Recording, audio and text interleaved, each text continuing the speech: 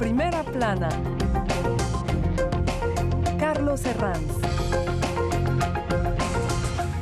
Bienvenidos en Primera Plana, un programa de Radio Francia Internacional y de France 24. Esta semana ponemos el foco en la ola de ataques yihadistas que vive Francia ahora que se cumplen precisamente 5 años de aquel noviembre negro en París. Para ello me acompañan en este estudio Melissa Barra, compañera de la redacción de América Latina de RFI. Bienvenida, Melissa. Hola, Carlos. Arnab Berenguer, de la redacción inglesa de RFI. Bienvenido, Arnab. Buenos días, Carlos. Y en duples contamos con la periodista Alexandra Gil, especialista en yihadismo y autora del libro En el vientre de la yihad. Alexandra, ¿qué tal? Buenos días.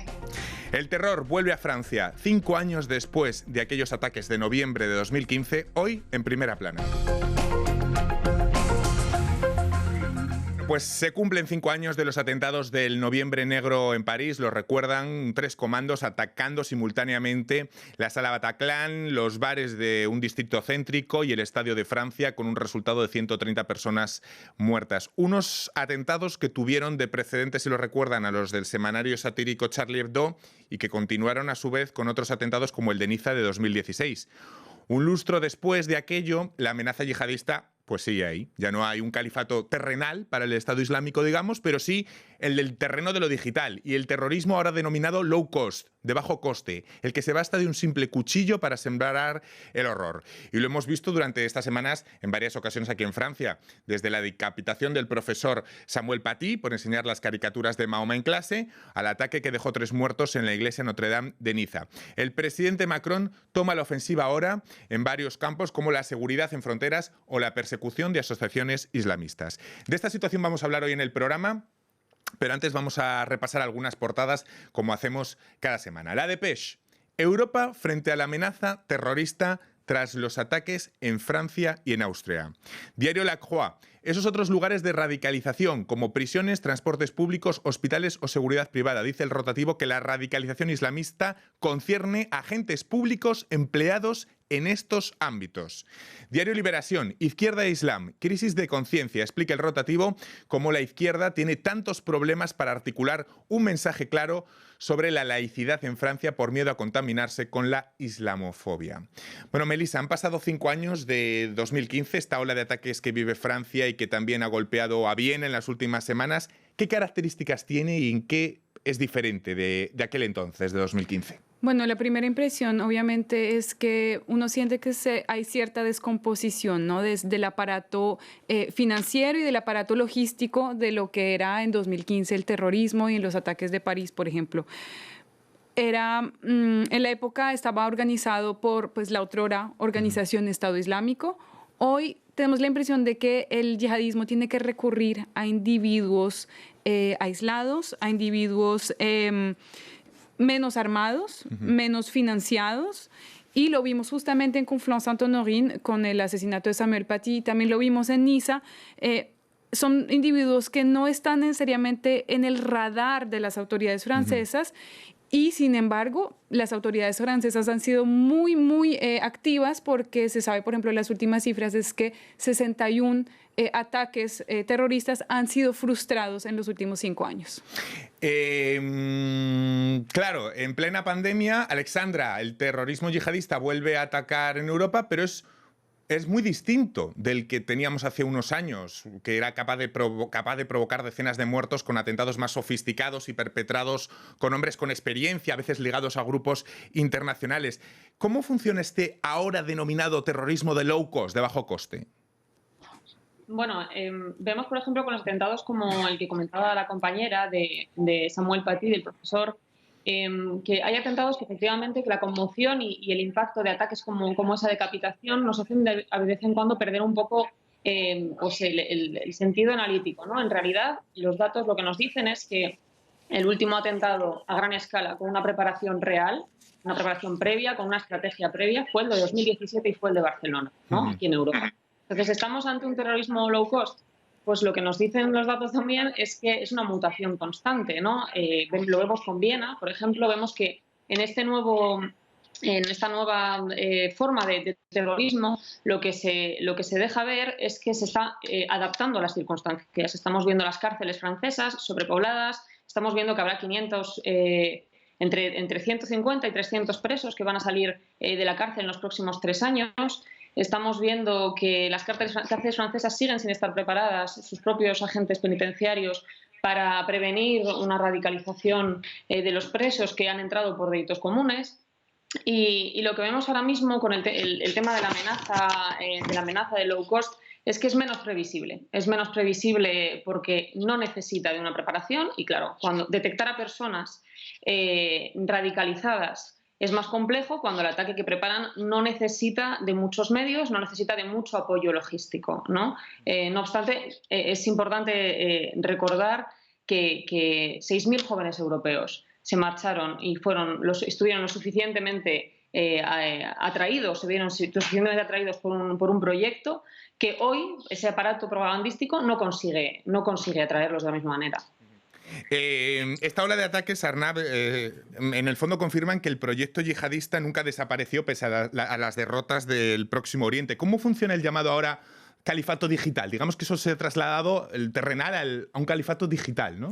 Sí, es que la palabra califato históricamente significa un territorio geográfico, que sea en Bagdad de la época de antes o en Siria, había extremistas y terroristas que siempre quería establecer un califato. Lo que pasa es que ahora no hay más un terreno geográfico asociado con el califato.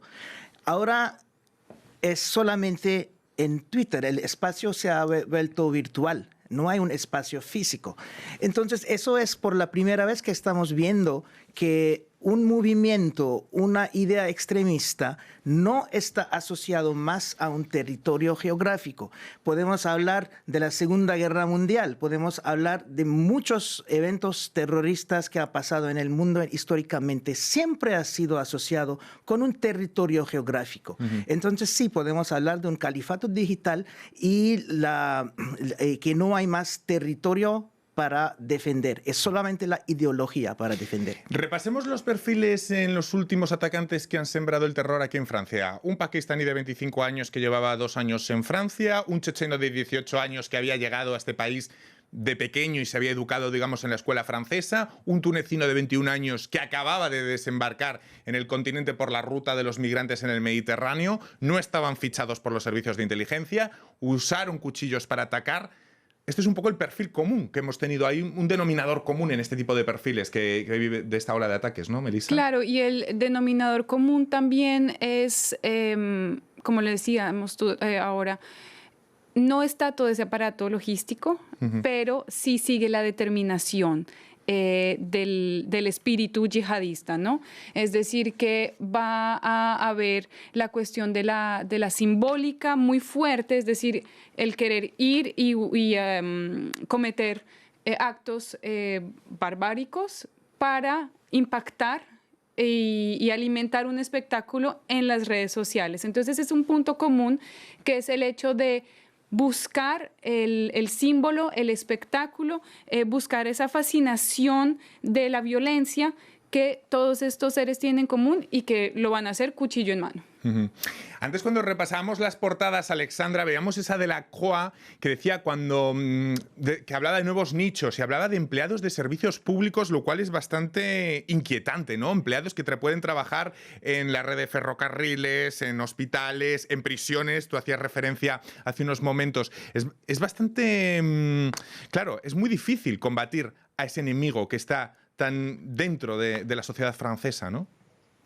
Bueno, el problema aquí radica, me voy a centrar precisamente en el tema de las cárceles, me parece muy interesante que lo pongas en valor. Ahora mismo Francia, en 2017, recuerdo que cuando hablábamos de cuántos presos se habían radicalizado dentro de la cárcel, es decir, en el lugar en el que se supone que llegan a cumplir, en ese caso precisamente eran delitos comunes, se hablaba de alrededor de 1.200 presos comunes que se habían radicalizado en la cárcel a pesar de no haber sido condenados por actos de terrorismo, ¿no? Ahora ya se ha acercado un poco más ese círculo y ahora ya se habla de 500 presos condenados por terrorismo y alrededor de 500 que sí se han radicalizado dentro de la cárcel. ¿Qué ha ocurrido? Que han empezado a cercar un poco el término y han empezado a distinguir entre rigorismo y radicalización violenta. Es uno de los grandes retos que tiene hoy Francia, es precisamente comprender qué es lo que ellos entienden por radicalización antes de intentar entablar procesos de desradicalización. Es muy complicado que todos los planes de prevención de la radicalización que se llevan a cabo en lugares como instituciones penitenciarias sean evaluados si es imposible saber exactamente de qué manera falla o funciona, en tanto en cuanto el éxito depende de un no evento. Es decir, esos presos van a salir de la cárcel y no existe una forma de saber si su desradicalización se puede probar porque se han insertado en la sociedad, porque tienen una inserción sociolaboral. Es muy complicado medir el éxito de estos programas. Es el gran problema de la prevención de la radicalización, y especialmente en Francia, es cómo se mide si está funcionando. La publicación de nuevo a principios de septiembre de las caricaturas de Mahoma en Charlie Hebdo, coincidiendo con el inicio del juicio a los presuntos cómplices de los atentados, ha circulado en las redes como el nuevo argumento, digamos, de estos terroristas. Arnab o Melissa, ¿este es el gran argumento que tienen ahora los radicalizados? ¿Una especie de victimismo a partir de esas caricaturas? Yo diría victimismo de fachada, pero en realidad es oportunismo, ¿no? Porque lo que se busca en realidad es la oportunidad mediática. Por ejemplo, en este momento o durante, en todo caso, entre 2015 y ahora, salvo en algunos momentos muy precisos, el ojo mediático estaba focalizado en la desigualdad social, los chalecos amarillos, el clima, las mujeres. Y hoy, en la pandemia, lo que, coincide también con la debilitación un poco del grupo Estado Islámico, pero en 2020 inició también el juicio en el caso Charlie Hebdo. Y también eso coincidió con la reaparición, la redifusión de caricaturas religiosas, caricaturas del profeta del Islam, por parte también de Charlie Hebdo, y eso fue como la excusa perfecta, ¿no? Porque el foco mediático estaba ahí, ¿no? Exacto, era la excusa perfecta para volver a atacar con esa victimización, y estaba la brecha hace un mes entre el momento en que en Francia entró en vigor el toque de queda y el confinamiento, pues hubo la brecha perfecta para cometer el atentado de Conflans-Sainte-Honorine y el atentado de Nice en ese momento. Entonces, lo que se busca en realidad no es decir, estamos defendiendo el Islam. Lo que los yihadistas quieren en realidad es el poder que ofrece el miedo en la gente.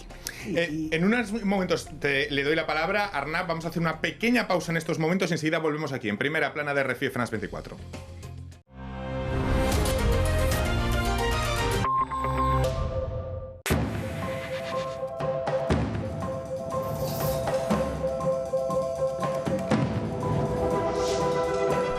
El gobierno alemán explicó que son muy alentadores los avances presentados por el consorcio entre Pfizer y BioNTech en su vacuna contra el coronavirus, y mostró su satisfacción en particular por el hecho de que BioNTech sea una empresa alemana, aunque también las autoridades en este país aseguraron que esos avances no significan necesariamente que la vacuna vaya a ser entregada muy pronto. De hecho, las autoridades alemanas esperan que la vacuna pueda ser entregada a los alemanes a principios del próximo año, ya sea por ese consorcio o por otros, y por esa razón ya empezaron las preparaciones específicas. Según el gobierno alemán, se espera que la vacuna vaya a ser entregada en 60 centros especializados alrededor del país, y una comisión establecida para tal efecto determinó que muy probablemente se le vaya a dar prioridad primero a las personas que estén en grupos de alto riesgo, seguidos por las personas que trabajan en el sector de salud y quienes están en profesiones consideradas como relevantes para la vida pública, como por ejemplo los policías o los profesores.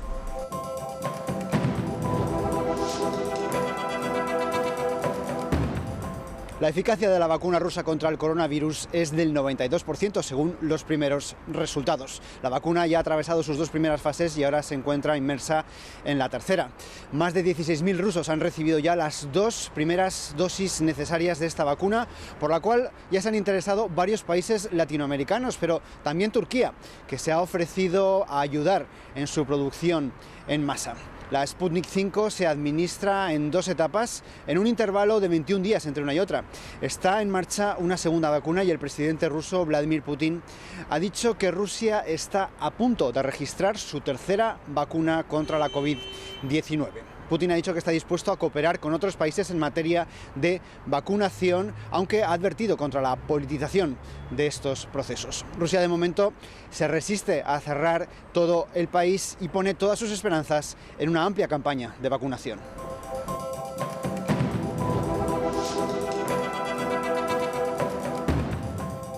Aunque la fase final de los ensayos clínicos de 4 vacunas chinas aún no ha concluido, se sabe que cientos de miles de ciudadanos del país asiático han sido ya inoculados con ellas. Esta precampaña de vacunación, que arrancó en verano, está destinada principalmente a militares o a ciudadanos chinos que tienen que trabajar o estudiar en el extranjero. Se desconocen por el momento tanto la efectividad real como los efectos secundarios, y el régimen chino además ha prohibido hablar con los medios a aquellos que las han recibido. Los fabricantes, Sinopharma, Sinovac, CanSino, por su parte, aseguran que sus productos son seguros, al tiempo que muchos expertos advierten del peligro de comenzar a administrar vacunas a gran escala cuando aún no han concluido esos ensayos clínicos. Cabe recordar que una vez que terminen esas pruebas, China se ha comprometido a vender a varios países de Latinoamérica estas vacunas, algo que puede actuar como un impulso diplomático en un momento en el que la imagen exterior del país asiático no es la mejor. Todas las semanas tenemos una cita para hablar de mujeres. En Ellas Hoy hablamos de nuestra diversidad, nuestros logros y nuestras luchas constantes. Aquí entrevistamos a las que generan el cambio en el mundo y les contamos sus historias. Ellas Hoy en France 24 y France24.com. Seguimos en primera plana de Radio Francia Internacional y France 24. Esta semana ponemos el foco en la nueva ola de ataques de perfil yihadista que vive Francia, ahora justo que se cumplen 5 años de los atentados de Noviembre Negro, noviembre de 2015, si lo recuerdan, en la Sala Bataclan y en los bares de un distrito céntrico aquí en París, y que dejaron 130 personas muertas a través de 3 comandos diferentes terroristas. Hablando de la nueva ola de ataques, antes de la pausa estábamos hablando de ese relato de victimismo, Arnab, por la ofensa de las caricaturas de Mahoma. ¿Ese es el gran argumento para potenciar ahora mismo este tipo de ataques que vive Francia en esta nueva ola? Yo pienso que, como decía Melissa, no solamente es el victimismo, es una excusa. Por la información que circulan en las redes sociales, ellos solamente necesitan una información que sea verdadera, que sea falsa, para lanzar un efecto de pánico dentro de la gente, dentro de ese califato digital. Y ellos necesitan solamente una excusa cualquier para hacer sus actos. Claro,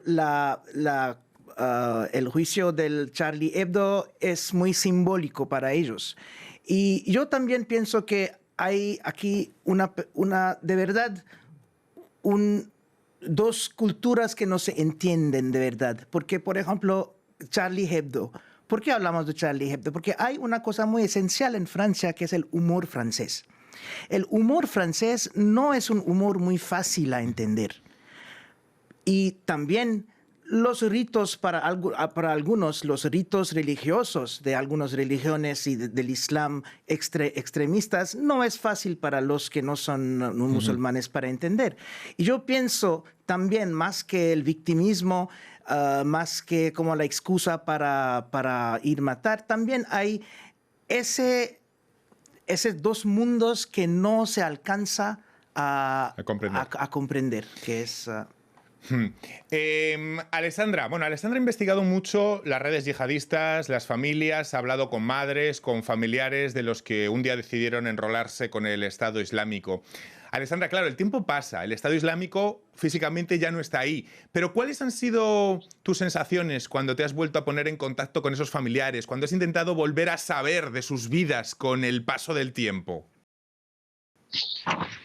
Pues sigo en contacto con las familias y he investigado en otra línea, ya más centrada en las cárceles y en las madres que tienen a sus hijos dentro de estas cárceles. Por eso precisamente hacía referencia al caso de las prisiones francesas. Los temores de estas madres que tienen a los hijos retornados de Siria o Irak son los mismos que los de las instituciones penitenciarias, en realidad, y los mismos que tiene el gobierno francés con esas instituciones penitenciarias. Y es cómo voy a medir que cuando mi hijo salga de la cárcel dentro de 10 o 15 años no va a cometer otro atentado, ¿no? Ese es el mayor miedo que estas madres tienen. Ya no es tanto la inserción, sino el propio miedo a que nadie pueda asegurar que lo que se está haciendo dentro de las cárceles francesas funcione.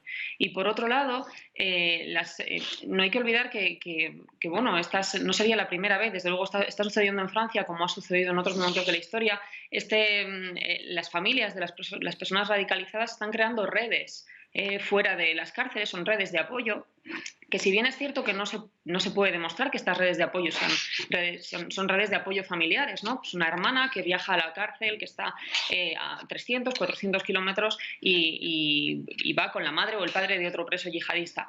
Esto no significa que se estén creando redes yihadistas, pero sí se están creando redes que continúan perpetuando un discurso paralelo y que se enraizan un poco en esa versión de los hechos que no siempre coincide con la realidad, ¿no? Es muy complicado también cuando se habla con la familia de un yihadista que esa familia haga un poco la diferencia de lo que realmente sucedió con la radicalización de su hijo. Y no se les está acompañando lo suficiente para recuperar a esas familias, ¿no? Y se han dado casos de hermanos radicalizados por los propios yihadistas a distancia, ¿no? Porque no se está haciendo ese vínculo. ¿Todavía persiste a día de hoy esos casos de radicalización a distancia, de hermanos que radicalizan a... ¿Todavía o no sé si tienes información ahora mismo, si esto todavía funciona? Bueno, esto funciona en tanto en cuanto las hermandades, esto lo vemos en muchísimos casos de yihadistas que han radicalizado a sus propios hermanos, los vemos con el caso de los yihadistas de Barcelona, ¿no? Esto sigue estando de actualidad en tanto en cuanto el yihadismo sigue siendo una ideología que se puede transmitir y que se transmite. El caso de Barcelona es el que nos puede servir de ejemplo, ¿no? De cómo esa confianza y esas redes de confianza sirven de escenario perfecto, de escenario un poco macabro para, a través de la confianza y a través de esas relaciones, la ideología casi se haga por mimetismo, ¿no? Esa radicalización entre hermanos, entre primos y entre familiares. Sí. Bueno, Macron ha lanzado una ofensiva contra el islamismo radical, tanto dentro de Francia como a nivel internacional, con numerosas medidas, algunas de las que ya hemos ido conociendo, como la formación de imanes a nivel local aquí en Francia, o cerrar asociaciones islamistas que fomenten discursos de odio, a veces disfrazadas de ONGs. ¿Por qué esto no se ha hecho hasta ahora? Quizás sea la pregunta. Es decir, ¿qué dificultades entrañaba para que Macron haya tardado años en elaborar su llamada ley contra el separatismo islamista? Bueno, justamente el separatismo islamista ya de por sí Macron empezó a poner el dedo encima a principios realmente de este año, ¿no? O sea, se esperó hasta 2020. ¿Por qué? Bueno, primero que todo porque 2015 Macron todavía no era presidente de Francia y a partir de 2015 se empezaron a elaborar leyes por el mandato precedente de François Hollande y su gobierno y no empezaron realmente a ser adoptadas sino hasta mediados de 2017. ¿Qué pasó también entre tanto? Hubo una relativa calma, ¿no? de atentados terroristas en el suelo francés y no se reactivó la cuestión de la seguridad sino hasta principios de 2020, cuando se recordaron también los 5 años de los atentados de Charlie Hebdo. ¿Qué pasa ahora? Por un lado está la opinión popular, es decir, lo que le puede o no pedir la sociedad francesa a Macron, y por otro lado está el aparato jurídico, que es más complejo de lo que se podría creer. Es decir, hablábamos de centros islámicos que van a ser disueltos, prohibidos. Jurídicamente es más complicado que eso y la ley francesa protege también mucho la libertad de culto, ¿no? Como la libertad de expresión, pero también protege la libertad de culto. Entonces, todas esas medidas son muy difíciles de implementar y ahorita en diciembre van a ser presentados a los ministros un proyecto de ley justamente para cerrar un poco más ese cerco. Francia anunciaba la semana pasada que duplicaba su vigilancia en fronteras y pide más control a Europa, incluso ha llegado a decir Macron, una refundación del Tratado Schengen. Denunció, entre otras cosas, el desvío del derecho de asilo que es utilizado por traficantes y por redes. Arnab, ¿Europa ha sido demasiado laxa y han faltado controles? Yo pienso que totalmente, es mi opinión, pero sí, yo pienso que Europa ha sido demasiado lax. Y yo tengo una opinión sobre esto, es que yo llamo eso la generalización del desconocido. Por ejemplo, una cultura extranjera que sea antiguamente, por ejemplo, la cultura oriental o la cultura de África, aquí en Europa había una tendencia de generalizar toda la gente de esta cultura. Como que, por ejemplo, hablamos, por ejemplo, de los migrantes. Había una tendencia que decía, los migrantes son los pobres que vienen, están en situación muy, muy mala. Y había otra tendencia, no, todos los migrantes están yendo aquí para como hacer caer esta civilización.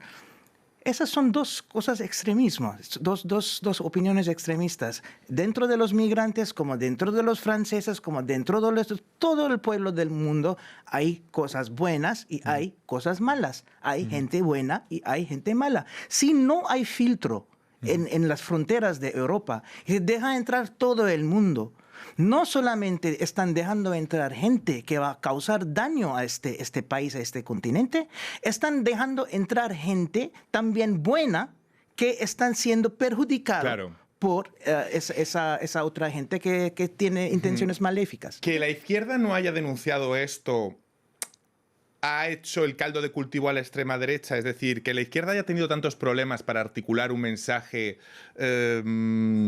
contra este tipo de... Esto ha propiciado que Le Pen tuviera un bulevar a su disposición para... Es cierto que es un argumento histórico, ¿no? De la derecha conservadora en Europa, que se trata de cerrar fronteras para permitir, pues para impedir que el enemigo exterior entre, ¿no? La cosa es que esto perdemos un poco el foco, ¿no? Porque la amenaza es endógena, es decir, está presente ya dentro del territorio. El califato, como lo decías, digital, viaja más fácilmente por Internet que por el Mediterráneo. Y también para mimetizar un poco también esto, este año hemos tenido en Francia un año bastante sangriento, ¿no? En términos de atentados, y sin embargo, pues Europa nunca ha estado tan cerrada por culpa de la pandemia. En este momento los procesos, los trámites de pedido de asilo están suspendidos. Entonces, efectivamente, siempre ha sido un argumento de la derecha de cerrar las fronteras, pero del otro lado, como lo decías, la izquierda también está ante un dilema, porque sobre todo la izquierda francesa es un sector muy dividido y entre dejar la libertad de expresión, permitir también la laicidad en el país, evitar la discriminación de ciertas minorías religiosas, no saben muy bien cómo posicionarse. Alessandra, en los últimos minutos del programa me gustaría referirme a la efeméride a la que hoy nombramos en el programa, esos 5 años de los atentados de París de noviembre de 2015, pero me gustaría hacerlo desde el recuerdo y de las emociones. Si os evoco esa fecha, y Alessandra, empiezo por ti, ¿qué es lo primero que se viene a la cabeza? No sé si tienen... Porque yo creo que todos recordamos un poco dónde estábamos en aquel momento, por aquel entonces. Sí, pues yo me había comprado un billete de avión para ir a ver a mi familia a España. Me había comprado el billete de avión el día 13 por la mañana y volví al 14, y así fue. Y bueno, yo estaba conduciendo cuando me sonó el teléfono y me contaron lo que estaba pasando. Tenía todo en París, absolutamente todo. Tenía muchísimos amigos, llevaba casi 8 años viviendo allí.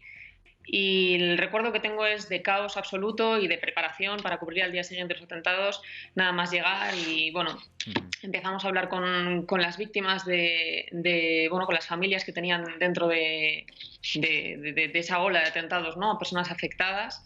Y a partir de ahí empezó pues todo el trayecto que terminó en el libro y que continuó con más proyectos en este sentido. Entonces guardo un recuerdo muy sentido y muy amargo. Un breve recuerdo de aquella fecha, 2 segundos. Estaba a 100 metros de la Bataclan y vi gente corriendo y yo vi gente saliendo del Bataclan cubierto de sangre. Pues con ese recuerdo de lo que fue hace 5 años el terror aquí en París, nos despedimos esta semana en Primera Plana. Volvemos la próxima semana. Muchísimas gracias.